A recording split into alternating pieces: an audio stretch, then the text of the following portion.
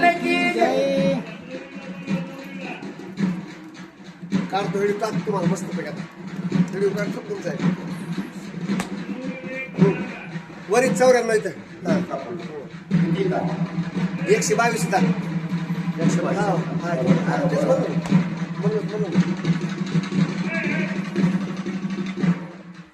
करोन करोन प्रदक्षिणा उडान इंद्रचंद्रादी ग्रह स्थान सूर्ये वरुणादी यमसदन उलंगुन चालिलाय. हनुमंतानं बबुकार केला. एवढं उड्डाण असणारं वरी गेलं. सूर्यापर्यंत असणारं उड्डाण गेलंय. काय समुद्राचं पाणी कैलासापर्यंत उसळलंय. ध्रुवमंडळापर्यंत गेलंय. सगळं असणारं कैलासावर पाणी गेलेलं आहे. एवढा हनुमंतानं बबुकार केला आणि एवढा असणारी पूर्ती आली. कधी जाईन आणि कधी औषधं घेऊन येईन असं हनुमंताला त्या ठिकाणी वाटू लागलं. शोधावया सूर्याची गती पूर्वे उडाला मारुती देवी जे कोणी अपार राती उत्तर पंथी उडाला.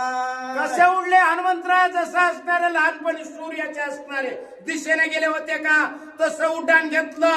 लवकरात लवकर असणार मला दिवस उगवायच्या आधी जायचंय. द्रोणागिरी घ्यायची आणि घेऊन यायचंय असं असणारं कार्य मला सांगितलेलंय. मी दिवस निघायच्या आत आल्याशिवाय राहणार नाही असं हनुमंतानं ठरवलं आणि उड्डाण घेतलं. बरं जनो लोक तपो लोक ओलांडोनी सत्य लोक टाकले मेरू मस्तक एकायक हनुमंते. हनुमंत कुठपर्यंत वरी गेले?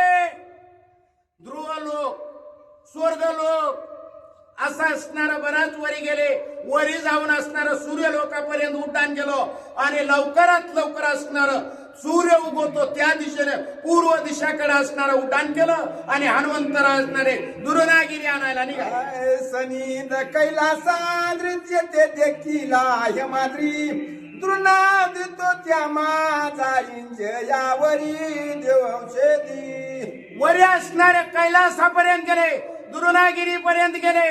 वरी असणारे त्या असणारे स्वर्गामधले नाव आहेत ते काय मला येणार नाहीत. असे असणारे अवघड नाव आहे. प्रभू रामचंद्राचा बबुकार केला आणि हनुमंत निघाले.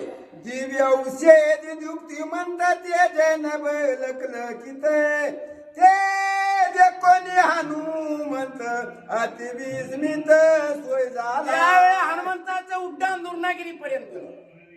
औषधी बघितल्या. दिव्य औषधी चमकत यात आश्चर्य वाटू लागलं. अरे हे कावाच्या अभिवंतानं बघितल्या.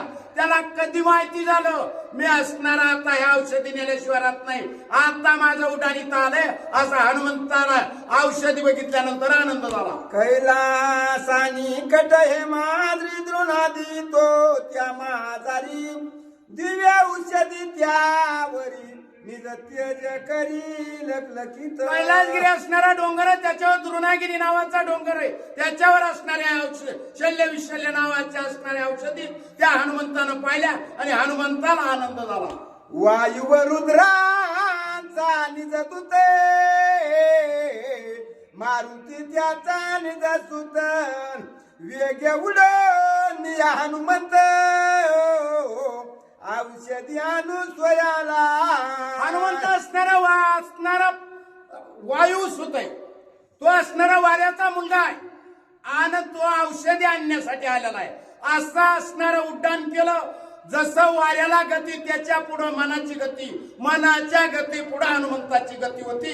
हनुमंत असणाऱ्या दुर्नागिरीवर पोहोचले आणि दुर्नागिरीवरल्या औषधी हनुमंतानं पाहिल्या. दिव्य औषधी पर्वती कपिने वाला चिंती त्याने त्याच्या दृश्य गती वेडा मारुती लाविला. हनुमंतराचं द्रोणागिरी पर्वतावर उड्डाण केलं. औषधी पाहिल्या. द्रोणागिरी पर्वताने असणारा हनुमंताला पाहिलं पण औषधी चोरल्या डोंगरानं. हे काही औषध असणारा दिसना हनुमंताला. हनुमंत का झाले? असं का झालं? मला माझं काय चुकलं? मला का औषध दिसणार? खिन्न झाले हनुमंतराय. काय करू लागले? पुढा औषधी लकल किती येते सवे गे जाय मारुती घेऊ जाता हातो हाती याही होते अद्रश्य त्या डोंगराने चाळे सुरू केले, चाळे. औषधी बघायला गेले, औषधी दिसल्या, तिथे गेले की दुसरा झाडाचा पाला दिसू लागला, अदृश्य झाल्या. डोंगराने चाळे बांधले. हनुमंताला राग आला, असं का व्हायला लागलंय, मी कुठं चुकलो, माझ्याकडून काय झालं, असं असणारे हनुमंतराय विचार करून काय करू लागले. पुन्हा औषधी दिसती हनुमान धावे तया प्रती तव त्या मागे बसती त्याही होते अदृश्य कसं असणारे एखाद्याला चकवा व्हावा त्याप्रमाणे औषधी दिसायच्या. हनुमंतराय त्या ठिकाणी जायचे. हनुमंतरायाने असणाऱ्या औषधी पशी गेले, औषधी गुप्त व्हायच्या. पाठीमागे बघितलं की पाठीमागे औषध दिसू लागल्या. असं असणारा हनुमंताला असणारं वेड लागल्यासारखं त्या औषधीने वेड लावलं थोडक्यात. एवढ्या हनुमंतराया कसावी झाले, काय करू लागले. औषधीनं लागतीचा हाती तेने शोभला मारुती गरजू कोपानुव्रती पर्वता प्रति बोलिला त्यावेळी औषधी हाती लागत नाही, औषधी सापडत नाही, असं हनुमंताला वाटलं. क्रोध आला, राग आला आणि त्या डोंगराला द्रोणागिरीला हनुमंतराय काय म्हणू लागले बरं. मी श्रीरामाचा निजा दूत शरबंदी पडला आहे श्री रघुनाथ विशल्य करा वया निश्चिंत औषधीतार्थ मी आलो. म्हणले द्रोणागिरी डोंगराची विनंती करू लागले. बाबा तुमच्या हात जोडतो, पाया पडतो. प्रभू रामचंद्राला असणारा ब्रह्मपाशात पडलेले बाबा, मी औषध नेण्यासाठी आलो बाबा, मला असं चुकवू नका, मला असणाऱ्या औषधीचं दर्शन होऊ द्या, मला त्या औषधी घेऊन जाऊ द्या. असा हनुमंतराय काकुळती येऊन त्या डोंगराला बोलू लागले. तू औषधी केली गुप्त आता पाहू तुझा पुरुषार्थ पुचे कवळवणी पर्वत औषधी सहित उपडिला. म्हणलं द्रोणागिरी तू माझ्या संग हात करू नको बाबा. औषधी जर लपविल्यास तर काय केलं, दोन्ही हाताने असणार डोंगराला कवटाळलं, शेपटाचा येडा टाकला आणि सगळा डोंगर असणारा मी आता उपटल्याशिवाय राहणार नाही, असा हनुमंतानं त्या ठिकाणी विचार केला. कपी शक्ती अति वाढे पर्वत उपरिता कडाड स्वर्गी सुरवर हडबडे कापती प्रौढ दिग्ज. हनुमंताने शेपटाचा येडा त्या द्रोणागिरी डोंगराला टाकला, हाताने असणार शिखर धरलो, लगेच डोंगर उपटाला. डोंगरातून एवढा आवाज आला, स्वर्ग लोकांमध्ये देव असणारे घाबरले, सूर्यदेव घाबरले, वरी असणारा इंद्र घाबरला. कशाचा आवाज आला म्हणले, दिवसात भूकंप होतो का रात्रीचा का काय, असे असणारे देव सगळे घाबरून गेले. बरं हे कोणी कपीची अंगवना सुरांचा दत्तके प्राण विद्याधर सिद्ध चारण कंपायमान धराधर. हनुमंताने डोंगर उपटला, डोंगराचा आवाज झाला, सुरासुर कांठाळ्या बसल्या देवाच्या. सगळेजण असणारे चिंता करू लागले. विद्या गंधर्व सगळेजण जागे झाले, त्या डोंगरावर राखण होते आणि काय करू लागले बरं. औषधी समवेत उपडून तो पर्वत सवेग हनुमानाचे यत जेवी भास्वत प्राचीसी. यावेळी हनुमंतानं डोंगर उपटला, सगळेच म्हणजे लगेच माघारी फिरला. कसा दिसू लागला हनुमंता परत निघल्यानंतर, जसा भास्वत मध्ये सूर्य उगवा सकाळी असणारा जसा लाल बुंद दिसतो, त्याप्रमाणे हनुमंतराया डोंगरावरला उजेड आणि हनुमंताचा असणारी ताकद, हनुमंताला आल्याला स्फुरण लाल बुंद असं दिसू लागले. उपडोने तो नांद्री पर्वत जेवणी जाता हनुमंत सुरसिद्ध स्तुतिवाद करीत श्रीराम भक्त कपी मुखे. त्यावेळी हनुमंतानं असणारा डोंगर द्रोणागिरी उपटला. सूर असणारे, सिद्ध असणारे, गंधर्व असणारे राखण होते. सगळ्यांनी आश्चर्य केलं. हे कोण आलं बा म्हणले. रामाचा दूत आहे म्हणलं त्यानं डोंगर चोपटीला आणि लगेच घेऊन चाललाय म्हणले. याला काय करायला पाहिजे असे असणारे टकमाका बघू लागले त्याकडे. स्वामी करावया सावधाने सगळा पर्वत उपडून घेऊन आला वायुनंदन अंगवन आतुळित अंगवन आतुळित. त्यांच्या अंगाच्या शक्तीची गणना करता येत नाही. नाथ महाराज म्हणले स्वामीला सावध करायचंय, रामाला सावध करायचंय, लक्ष्मणाला उठवायचंय, वानराला उठवायचंय. द्रोणागिरी उपटला आणि प्रभू रामचंद्राला सावध करण्यासाठी हनुमंतराय असणारे द्रोणागिरी घेऊन निघाले. बरं निवारावया स्वामी संकट पर्वत उपडिला उदट अंगवनाती श्रेष्ठ वीरवरिष्ठ हनुमंत. हनुमंताने विचार केला हे स्वामीवर माझ्या आलेले संकट आहे, हे रावणाने केलेलं कपट आहे, इंद्रजिताने केलेलं कपट आहे. या कपटातून, या संकटातून माझ्या रामाला असणारा वाचवायचंय, या संकटातून बाहेर काढायचंय. म्हणून द्रोणागिरी डोंगर हनुमंतानं आणला. बरं विष्णू चक्र सवेग जाते त्याहून वेगे हनुमंत औषधी सहित पर्वत स्वामी कार्यार्थ आणला. हनुमंतरायाने द्रोणागिरी डोंगर कसा आणला नाथ महाराज आपल्याला उदाहरण देऊ लागले. विष्णूच्या हातातलं जसं चक्र सुदर्शन चक्र असतं याला एवढी गती म्हणले, त्याच्यापेक्षा हनुमंताची जास्त गती होती. हनुमंताने तेवढ्या गतीनं द्रोणागिरी डोंगर उचलला आणि प्रभू रामचंद्राला सावध करण्यासाठी निघाले. पर्वत घेऊन हनुमंत कैसिया शोभा शोभत जैसा विष्णू चक्रयुक्त तैसा दिसत महावीर. प्रभू रामचंद्राचे काम करायचंय. द्रोणागिरी डोंगर उपटलाय.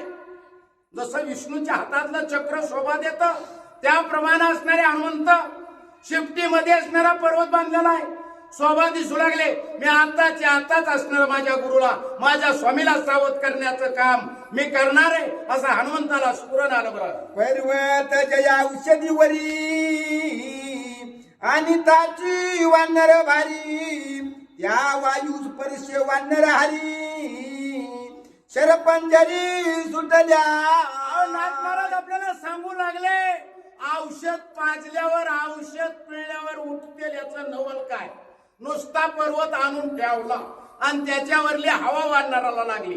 सगळेची सगळे वानर जेवढे बंधनात पडले होते, जेवढे असणारे त्या ब्रह्मपाशात अडकलेले होते, सगळे सगळे सावध झाले. औषध पाजायची सुद्धा गरज राहिली नाही. हनुमंतरायाने आणला पर्वत आणि वानर उठवले. राम लक्ष्मण दोघे बंधू येता दिव्या औषधी गंधू विरोनी गेला शरबंधू निरमुक्त वधू पावले.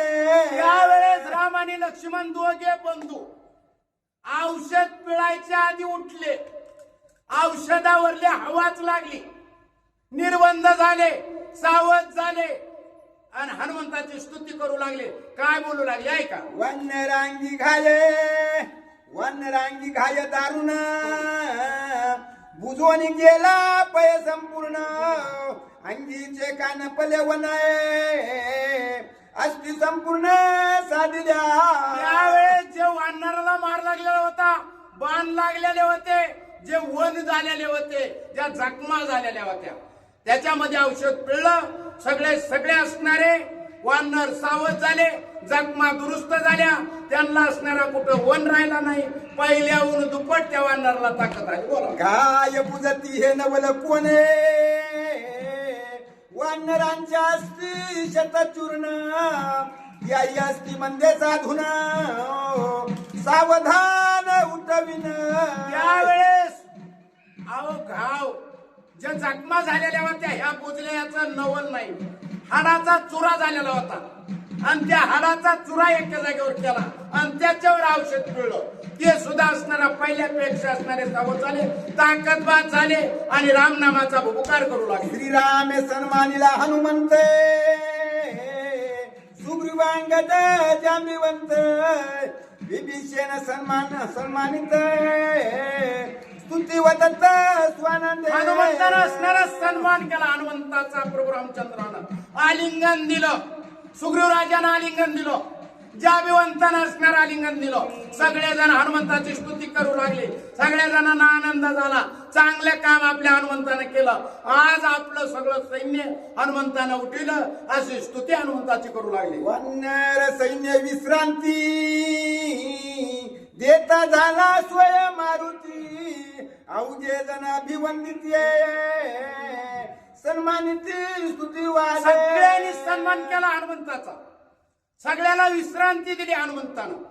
सगळ्याचा असणारा प्राण आला, सगळे बंदिस्त होते तेवढे असणारे मोकळे झाले, सगळ्याचे असणारे घाय बुजून गेले. सगळ्याला आनंद झाला, रामांना आनंद झाला, वानरांना आनंद झाला, जालवंताला आनंद झाला. सगळे आनंदित झाले. बरं, शरबंदी सुतेला रामचंद्र वानर करीती जय जयकार. राम नामाचा गजर नामे अंबरे कोदले. शरबंधातून असणारे वानर सुटले. प्रभू रामचंद्राने लक्ष्मणाची सुटका झाली. राम नामाचा गजर केला वानराने. आता काय मोठ्यानं म्हणण्यासारखं राहिलं नाही बर का. राम नामाचा बुबुकार केला. सगळे ते असणारे राक्षस होते का लंकेमधले दचकले. अर कस काय झालं म्हणले, भगवान की जय. पहाटच्या वेळेमध्ये दिवस निघायच्या आधी बुबुकार झाला आणि सगळेजण टकमक बघू लागले काय झालं. बाप बलियाडा हनुमंत